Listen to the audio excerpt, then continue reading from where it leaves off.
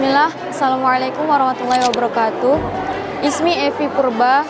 Saya Marjuita Baine binti Abdurrahim Halawa.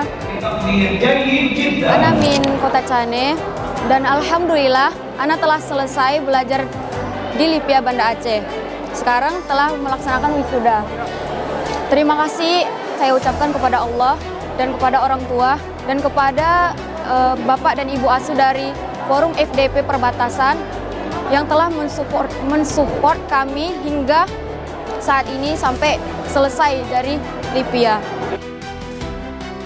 Alhamdulillah hari ini telah lulus di Ma'had Khadimil Haramaini Syarifain.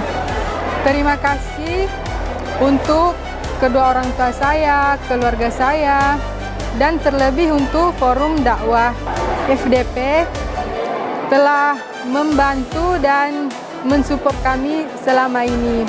Buat adik-adik kami yang sedang belajar bersama FDP, semoga bisa menyusul kami juga. Semangat ya untuk belajarnya. amin ya rabbal alamin.